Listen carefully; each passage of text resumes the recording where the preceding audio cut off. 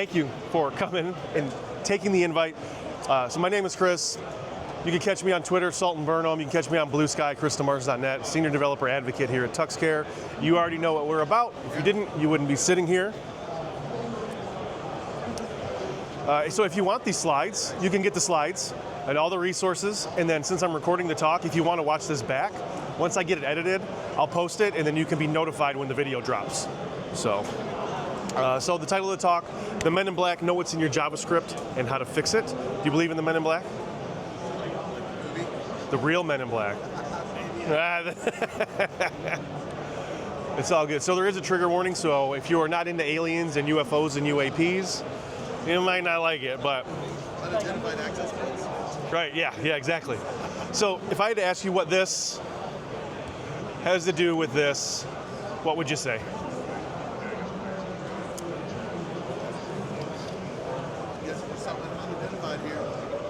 Yeah, you're on the right track. So yes, it's unidentified. There's a lot of stuff that's hiding in this code. Now this isn't my code, I'll preface with that, right? I am a front-end dev, but this is not my code. But it all breaks down to supply chain security, right? And how we handle it and what is kind of hiding underneath. If you're familiar with the movie Independence Day, it's kind of like this, right? This scene exactly. They inject a virus into the mothership, it trickles down, and everything just crashes. It's the same thing with supply chain security. It's unexplainable, but I can assure you that the truth is out there. So if I had to ask you how many JavaScript dependencies you have in your app, what would you say? A lot. Too many, right? 100, 1,000, a million, right? So there is a way to check. So if you were working in terminal, whether it's Warp, iTerm, whatever, Linux subsystem, if you're on Windows, you can run npm-ls in your terminal and it'll tell you what dependencies you have, right? So this is just the integrated terminal inside VS Code. Since I'm a front-end dev, that's what I use, that's my main go-to. Why wouldn't you want to know all of your dependencies in your code? Because if one of them needs to be, has a critical patch come out, and you want to patch it. Right. Or at least absorb that into your... Yeah, there's a bunch of different reasons why you wouldn't want to listen. Especially another one is overflooding the terminal. Is you have thousands and thousands of packages, but you can do it. You run npm-ls-all, and you can run that, and it'll run all of the dependencies in your package. So let's see how it works. So we got some packages, and it scrolls, and it scrolls, and it scrolls. I usually tell a joke here, to my audience. I can feel the gray hair coming in even more. You know what I'm saying? I assure you it does stop.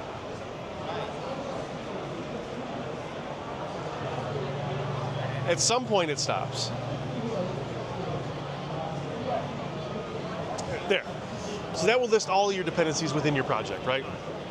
So we have two different types that, in this talk we're talking about direct dependencies, then we talk about transitive dependencies. So like a direct dependency, let's say you were to install Next out of the box. So Next is a direct dependency. It comes with React, comes with React DOM. We know that, right? But then you have your transitive dependencies. So the transitive dependency, the way I like to compare it is to this. You know what this is? Oh, it's the brain center. It's a face hugger from Alien, right? The whole point of this, it injects something into the body, the host walks around, they don't know it's got it, and then it comes with a chest burster, right? Then shit starts hitting the fan. That's just like a transitive dependency, right? It comes along for the ride and you didn't install it. So when you install Next, if you were to go in your Next package in your node modules and you look at your package JSON within that, you'll see the env package. You didn't install this, right? It just came along for the ride when you installed Next. And that's where a lot of your security vulnerabilities happen, is within your transitive dependencies. And I'm not going in my node modules to look around. Most people aren't, unless they're like uber really want to know what's going on. Chances are you're not looking in your node modules and opening up every single package, checking every single package JSON for all the transitive dependencies. So this example, I love this example. Let's say you want to install a UFO tracker, right? So you find this awesome package, npm install UFO tracker. It has already a little bit of a set of data for you. It uses stuff from Project Blue Book, the Hynek report, the Roswell files, all of this stuff, right? But then weird stuff starts happening. You're getting weird text messages, weird phone calls. You're getting inbound and outbound network connections. You have no clue what's happening. So You being the person that you are, you're the developer, you're kind of interested in security, you're going to go in your node modules, you're going to look at that package, and you're going to open up your package JSON, and you're going to see this. There's a dependency in there called MIB 134. And now, these guys show up at your door, and they want your machines, they want everything that you have. Now you're in a bunch of issues. And the reason I bring that up, and why this equates back to supply chain security, because there was an attack last year that happened to GlueStack. Familiar with GlueStack? Right, so it's like a UI library for React Native. A handful of packages, 16 of them were actually compromised, right? That's a big one, and that's a React Native package, right? So that's for mobile. So, and then we had another big one last year, 2 of them actually, the Shy-Halud worm. And the Shy-Halud worm is actually from this. It's the @control/tinycolor package. Supply chain attack is 40 million packages were infected, 2 million weekly downloads. One of the biggest attacks for an NPM. And then there was 2 of them. This package specifically is just a color function. It's a direct dependency, but it is also a transit dependency. When the transit dependencies start having those vulnerabilities, it trickles down into a snowball effect. It even goes all the way up the chain to national security, to the president. When we had our presidency in 2021, there was an executive order put in place to kind of secure and lock down the nation's cybersecurity, right?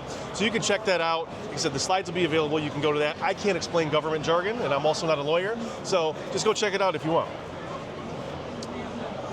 So this kind of brings in the concept of an SBOM. You familiar with an SBOM? Cool. So SBOM, software bill of materials.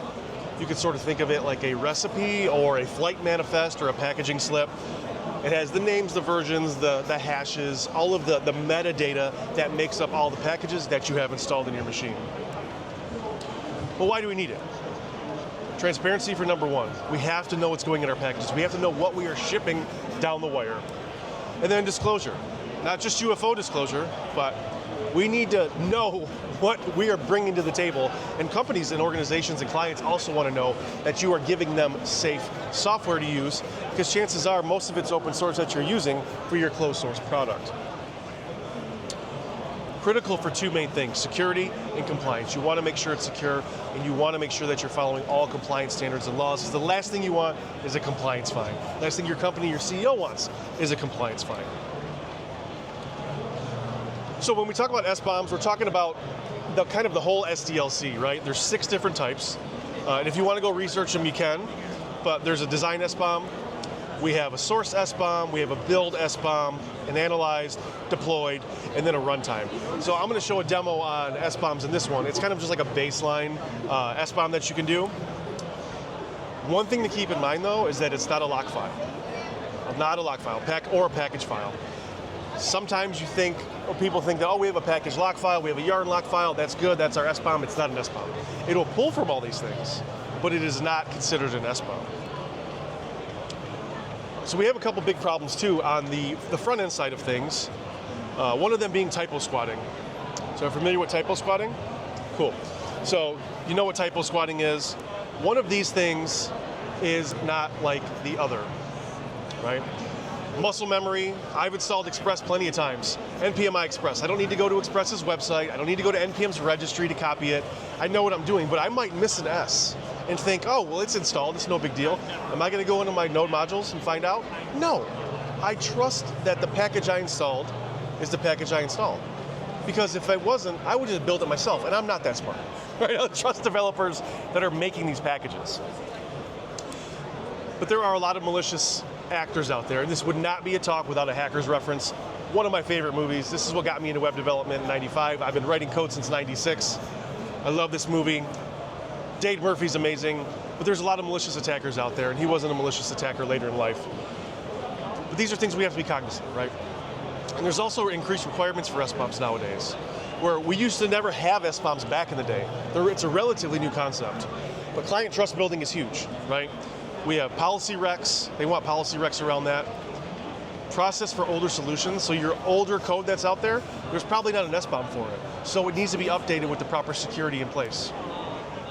Storage system for SBOMs. So like an Artifactory, whether that's Artifactory, NPM, Nexus, a place to hold those as a storage so you can provide those off to your client or your customer.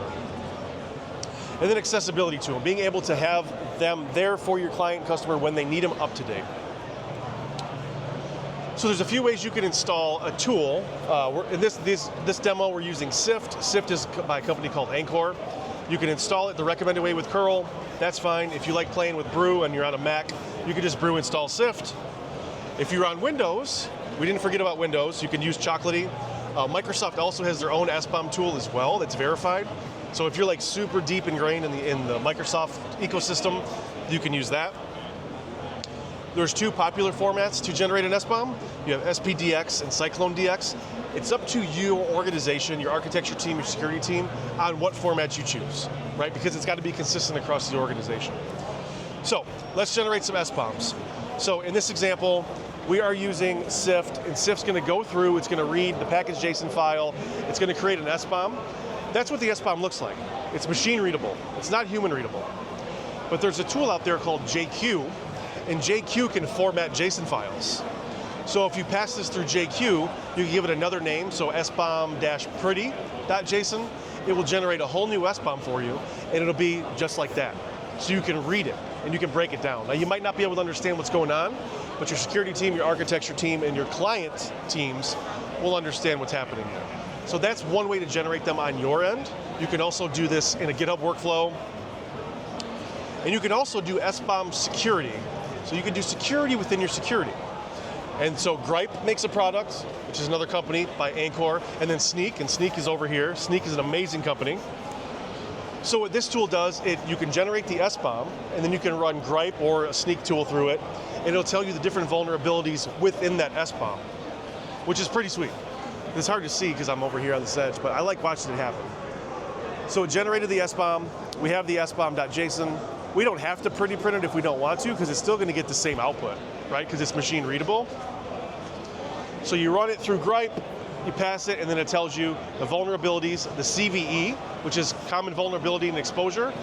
The CVE is broken down by the name CVE or the acronym CVE, the year that vulnerability was discovered, and then a unique ID. And it'll tell you the severity level and the versioning, stuff like that. Really, really cool to be able to do that within your SBOM inside your terminal. So, to recap, we need component visibility, right? We have to know what is going into our software, into the packages that we are using. Because like I said, a lot of stuff that we are using is open source, and we're using it in closed source products. Vulnerability management, right? Knowing what vulnerabilities out there and having a system to manage those.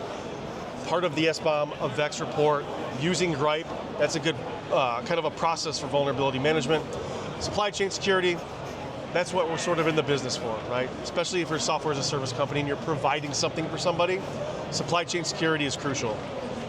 Collaboration amongst teams, clients, organizations,